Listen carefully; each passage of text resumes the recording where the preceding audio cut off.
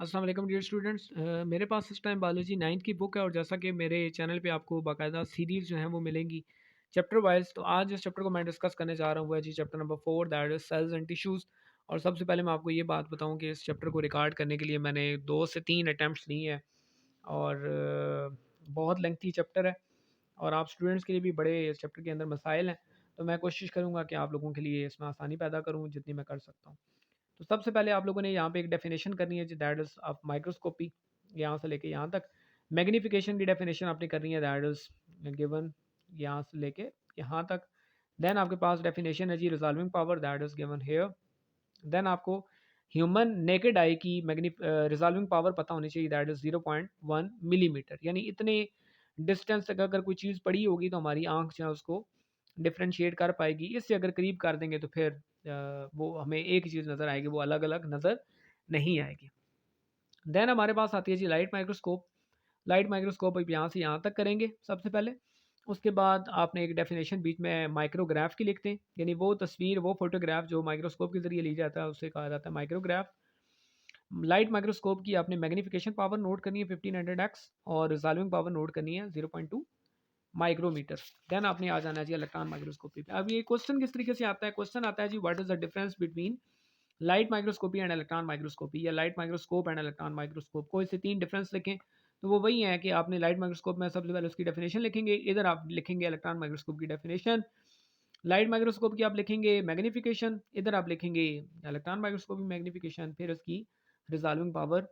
तो ये 3 डिफरेंस बन जाएंगे। देन हमारे पास इलेक्ट्रॉन माइक्रोस्कोप की 2 टाइप्स हैं, टीईएम एंड एसईएम। टीईएम क्या होता है, जब आपने किसी भी ऑर्गेनिज्म के किसी स्ट्रक्चर का किसी ऑर्गेनेली का इंटरनल स्ट्रक्चर स्टडी करना होगा then you will use TEM, और जब आपने जस्ट उसके सरफेस का स्ट्रक्चर चेक करना होगा then you will use SEM. उसके बाद सेल की डिस्कवरी पे आ जाएं। अब ये बेशक स्किप करते हुए आए। रॉबर्ट हुक वो पहले साइंटिस्ट थे कि जिन्होंने एक लकड़ी के टुकड़े को माइक्रोस्कोप के नीचे रख के देखा तो उन्हें वहाँ पे उसके अंदर छोटे छोटे सेल्स जो हैं वो नज़र आए, जिन्हें उन्होंने नाम दिया जैसे सेलुला। इसी तरह ल्यू वैन हुक एक साइंटिस्ट थे जिन्होंने पॉन्ड वाटर के अंदर छोटे ऑर्गेनिजम्स को माइक्रोस्कोप के नीचे देखा तो उन्होंने उन्हें नाम दिया एनिमाक्यूल्स। देन रॉबर्ट ब्राउन की डिस्कवरी आपने नोट कर लेनी है। रॉबर्ट ब्राउन ने सेल के अंदर न्यूक्लियस डिस्कवर किया था। शेलीडन एक बॉटनिस्ट थे, शवान एक जोलॉजिस्ट थे, रुडॉल्फ विर्चो एक जर्मन फिजिशियन थे। इन तीनों ने मिलके along with the some help of Louis Pasteur इन्होंने दी थी सेल थ्योरी। सेल थ्योरी की 3 पॉइंट्स हैं, बिल्कुल स्किप नहीं कराऊंगा, शॉर्ट क्वेश्चन आ सकता है तो मस्ट नोट इट।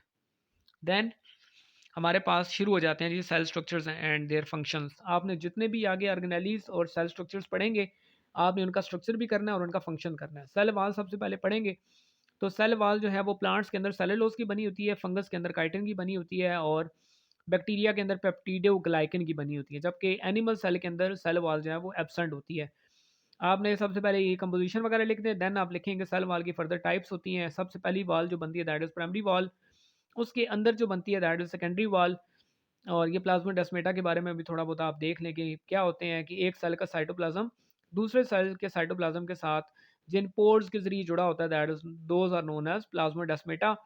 उसके बाद आपने आ जाना जी सेल वाल के फंक्शन पे, that is cell wall shape देती है, स्ट्रेंथ देती है, प्रोटेक्शन देती है और सपोर्ट देती है।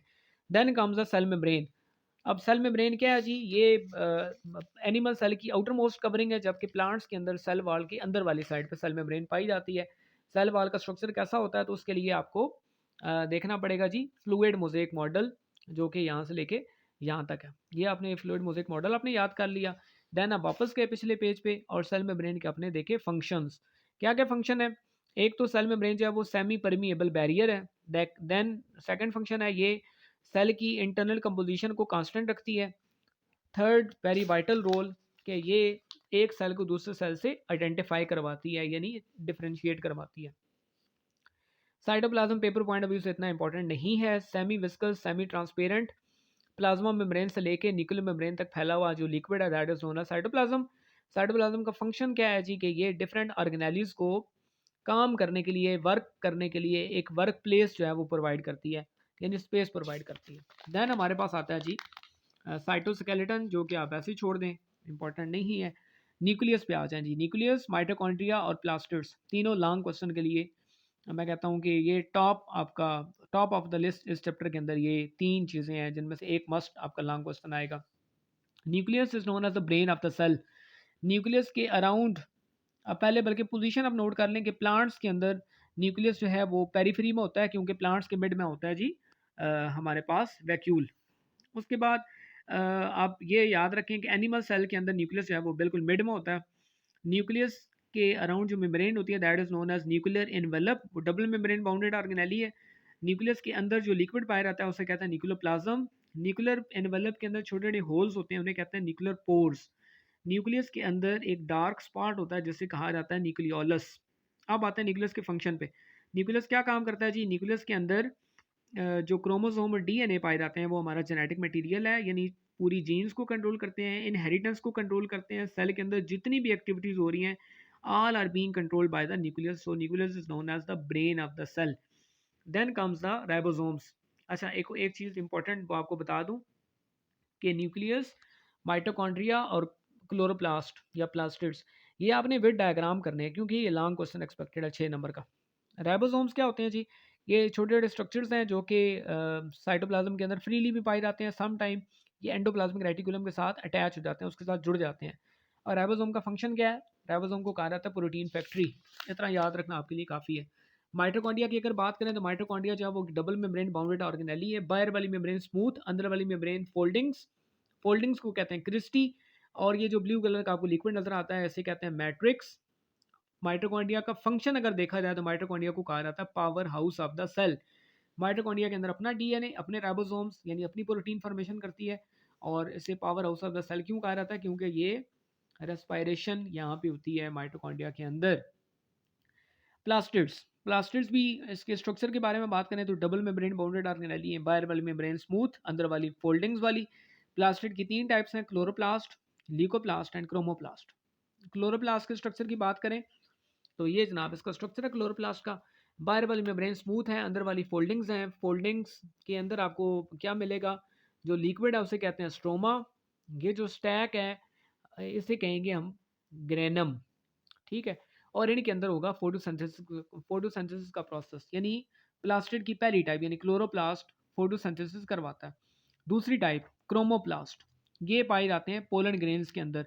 और इनका फंक्शन क्या है जी? पोलिनेशन, यानी पेटल्स के अंदर पाए जाते हैं। मैं पोलन ग्रेन्स क्या गया हूँ, आपने पेटल्स लिखना है। ये पेटल्स को मल्टी कलर देते हैं जो कि हेल्प करता है पोलिनेशन में। लीगोप्लास्ट जो है ये रूट्स के अंदर होते हैं और इनका मेन काम है फूड को स्टोर करवाना है, इनका कोई कलर नहीं होता। Endoplasmic reticulum paper point of view से इतना इंपॉर्टेंट नहीं है। एंडोप्लाज्मिक रेटिकुलम के बारे में जस्ट आप ये याद रखें कि एक नेटवर्क है इंटरकनेक्टेड चैनल्स का। इसकी 2 टाइप्स हैं। अगर एंडोप्लाज्मिक रेटिकुलम के साथ राइबोसोम अटैच हो जाएं तो वो बन जाता है जी रफ RER। और अगर उसके साथ राइबोसोम अटैच नहीं है तो वो उसे कहेंगे SCR यानी स्मूथ एंडोप्लाज्मिक रेटिकुलम। एक फंक्शन दोनों का कॉमन है और वो है ट्रांसपोर्टेशन ऑफ द मटेरियल। दोनों का common function.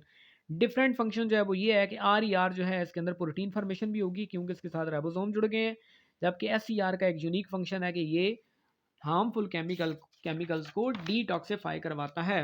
Golgi apparatus irrelevant मतलब इंपॉर्टेंट नहीं है, ये इसे आप स्किप कर सकते हैं।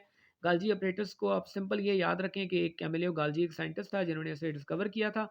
गाल्जी अपरेटस बनाती है जी गाल्जी वेसिकल्स। गाल्जी अपरेटस को हम सेल का पैकेजिंग फैक्ट्री भी या पैकेजिंग यूनिट भी कह सकते हैं। लाइसोसोम जो है ये भी इंपॉर्टेंट नहीं है, ड्यूब ने डिस्कवर किए थे। इनका मेन फंक्शन जो है वो डाइजेशन में हेल्प करना। एंजाइम्स इसके अंदर मौजूद होते हैं जो कि डाइजेशन में हेल्प करते हैं। दैन सेंट्रियोल्स भी इंपॉर्टेंट नहीं है। सेंट्रियोल्स जो है वो जो पेयर ऑफ सेंट्रियोल्स है उसे कलेक्टिवली कहा जाता है सेंट्रोसोम। ये MCQs के अंदर आ सकता है। और सेंट्रियोल का मेन फंक्शन जो है वो सीलिया और फ्लैजेला की फॉर्मेशन और उसके अलावा सेल डिवीजन में स्पिंडल फाइबर बनाना। वैक्यूल की अगर बात करें तो वैक्यूल भी इतना पेपर पॉइंट ऑफ व्यू से इंपॉर्टेंट नहीं है। वैक्यूल प्लांट सेल के अंदर बड़ा होता है, मिड में होता है। एनिमल सेल में छोटे छोटे वैक्यूल्स कई होते हैं जो कि पेरीफेरी में होते हैं। और वैक्यूल का मेन काम जो है वो है एक्स्ट्रा वाटर को और वेस्ट मटेरियल को अपने अंदर स्टोर कर लेना और टारगेट प्रेशर को मेंटेन रखना। Then comes the most important question of this chapter, that is difference between prokaryotes and eukaryotic cell. अगर आपके पास यूं लिखा हुआ है देन आप इसे यूं याद करें, अदरवाइज आप लाइन लगाएं। इस साइड पे लिखें प्रोकैरियोटिक सेल, इस साइड पे लिखें यूकैरियोटिक सेल। मैं भी एक डिटेल वीडियोस पे बनाऊंगा, लेकिन फिलहाल आपके पास जो पॉइंट्स लिखे हुए हैं इनको अपने माइंड में रखते हुए कम अज़ कम 5 डिफरेंस है वो आपने लिखने हैं। 4 डिफरेंस ये वाले लें, 5वां डिफरेंस जो है वो इसकी एग्जांपल्स का होगा। प्रोकैरियोट्स में आपके पास बैक्टीरियाज़ वगैरह आएँगे, साइनोबैक्टीरिया आएगा। आपके यूकैरियोट्स में आपके पास एनिमल सेल, प्लांट सेल कुछ भी आ सकता है। देन इस टॉपिक के अंदर आपने ये वाले पॉइंट्स करने हैं जो कि मैंने आपको यहाँ पे मार्क करवा दी हैं। ओपन सिस्टम क्या होता है कि जब एक सेल के अंदर मटेरियल किसी भी टाइम आ या जा सके तो उसे कहा जाता है ओपन सिस्टम। लेकिन अगर आप सेल को बाउंड कर दें कि भाई आपने मटेरियल इस टाइम लेना है और इस टाइम उसको रिलीज करना है, देन उसे कहेंगे क्लोज सिस्टम। देन हमारे पास डेफिनेशन आती है जी, ये टॉपिक से अब छोड़ें, कोई इतना इंपॉर्टेंट टॉपिक नहीं है, इसका पेपर में आने का कोई चांस नहीं है। देन हमारे पास मटेरियल जो है वो सेल के अंदर या बाहर किस तरह जाता है, वो डिफरेंट वेज यहाँ पे दिए हुए हैं। सबसे पहले दिया हुआ है डिफ्यूजन। डिफ्यूजन की ये डेफिनेशन है, ये आपने यहाँ से लेके यहाँ तक कर लेनी है, बाकी स्किप करें। ये डेफिनेशन पैसिव ट्रांसपोर्ट किया है ये, या सेल डज नॉट एक्सपेंड, यहाँ से लेके यहाँ तक डेफिनेशन करें। फैसिलिटेटेड डिफ्यूजन की आप जस्ट डेफिनेशन करें यहाँ से लेके यहाँ तक, और ये भी साथ ऐड कर लें कि ये पैसिव ट्रांसपोर्ट की एक टाइप है जिसमें एनर्जी नहीं लगती। उसके बाद हमारे पास आता है जी क्या आता है जी, ऑस्मोसिस। जिस तरह डिफ्यूजन में किसी भी मटेरियल की हायर कंसंट्रेशन से लोअर कंसंट्रेशन की तरफ मूवमेंट को डिफ्यूजन कहते हैं, लेकिन अगर वाटर जो है वो हायर कंसंट्रेशन से लोअर कंसंट्रेशन की तरफ जाएगा तो उसे कहेंगे ऑस्मोसिस, और उसके लिए बीच में सेमी परमिएबल मेम्ब्रेन होना लाजमी है। फिर ये 3 टर्म्स हैं, हाइपरटोनिक, हाइपोटोनिक, आइसोटोनिक, ये तीनों टर्म्स आपने मस्ट करनी है। फिर एक डेफिनेशन यहाँ पे आएगी ट्रिगर प्रेशर की, ये करें। प्लाज्मोलाइसिस की डेफिनेशन करें, which is very much important. Shrinking of the cytoplasm is called plasmolysis. MCQs में एक्सपेक्टेड आ सकता है। ये टॉपिक इररिलेवेंट, अनइम्पॉर्टेंट, इसे भी छोड़ दें। फिल्ट्रेशन का भी एक्टिव ट्रांसपोर्ट की डेफिनेशन कर लेंगे, ये मैंने मार्क की हुई है यहाँ से लेके यहाँ तक, और इसमें एटीपी जो है वो इन्वॉल्व होती है। ATP is known as adenosine triphosphate या एनर्जी मॉलिक्यूल्स। एंडोसाइटोसिस की डेफिनेशन करनी है आपने।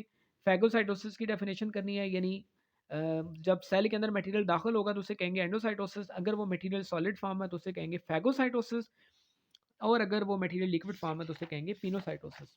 अगर वो मटेरियल बजाय सेल के अंदर आने के सेल से बाहर जा रहा है तो इस प्रोसेस को कहेंगे एक्सोसाइटोसिस। देन हमारे पास आते हैं जी एनिमल टिश्यूज़। ये एक ऐसे टॉपिक्स हैं जो कि इंतहाई मतलब कॉम्प्लेक्स टाइप है। ये मैंने कुछ मार्क करवाया है, ये आपने याद करने हैं। और एंड पे मैं एक क्वेश्चन बताऊंगा आपको जो कि इस दफ़ा फेडरल बोर्ड के पेपर में आया था, उसको काइंडली लाजमी सुन लीजिएगा। एंड पे उसको मैं डिस्कस करता हूँ। ये आपने जो टाइप्स हैं कितनी बनती हैं जी, 1 2 3 4 5 टाइप्स आपने करनी है जी एपिथेलियल टिश्यूज़ की, इंपॉर्टेंट है। कनेक्टिव टिश्यूज़ को आप छोड़ें, कनेक्टिव टिश्यूज़ जैसे ब्लड वगैरह की एग्जांपल आती है। हाँ, ये इंपॉर्टेंट है जी। स्केलेटल, स्मूथ और कार्डियक मसल्स, ये तीनों आपने करने हैं, और तीनों को एक दूसरे के साथ कंपेयर करके आपने करना है। नर्वस टिश्यू में आपने जस्ट ये याद रखें कि नर्वस टिश्यू का बेसिक यूनिट होता है न्यूरॉन या नर्व, और उसकी डेफिनेशन यहाँ पे लिखी हुई है कि ये नर्वस सिस्टम का बेसिक यूनिट होता है। अच्छा, उसके बाद एपिकल मेरिस्टेम वगैरह जो है ये ग्रोथ के लिए इंपॉर्टेंट है। लेटरल मेरिस्टेम जो है वो थिकनेस के लिए इंपॉर्टेंट है, यानी मोटाई के लिए। बाकी एपिडर्मल टिश्यू और ये आप बेशक स्किप कर सकते हैं, कोई इतने ज़्यादा इंपॉर्टेंट नहीं है। हाँ, एंड पे आपने जाइलम और फ्लेम, ये 2 टॉपिक्स हैं वो मस्ट करने हैं। जाइलम और फ्लेम टिश्यू ये कंप्लीट आप पढ़ेंगे तो आपने इसमें से 2 पॉइंट्स जो हैं वो आप निकाल लेंगे। अच्छा, लास्ट टाइम जो क्वेश्चन आया था वो यूँ आया था कि 3-4 टिश्यूज़ हैं वो पूछे गए थे। जिस तरह स्क्वैमस एपिथेलियम पूछा गया, नर्वस टिश्यू पूछा गया। तो पूछा ये गया कि इनकी आपने लोकेशन भी बतानी है कि कहाँ पे पाए जाते हैं, और साथ आपने ये भी बताना है कि इनका फंक्शन क्या है। यानी 2 चीज़ें, लोकेशन एंड फंक्शन। और ये आई थिंक लॉन्ग क्वेश्चन का किसी किसी पार्ट की शक्ल में आया था। तो बहरहाल ये जो मैंने आपको टिश्यूज़ बताएँ, आपने यही वाले टिश्यूज़ करने हैं, ज़्यादा अपने आप को मुश्किल में ना डालें। और उम्मीद है कि जितनी चीज़ें मैंने आपको इस चैप्टर में से बताई उन्हीं उन्हीं में से मैक्सिमम चीज़ें जो हैं वो पेपर के अंदर आएँगी। और वीडियो को दोबारा जो है वो लाज़मी एक दफ़ा सुन लीजिएगा, दूसरों के साथ भी शेयर करें। और वीडियो देखने के लिए बहुत शुक्रिया। Till then take care.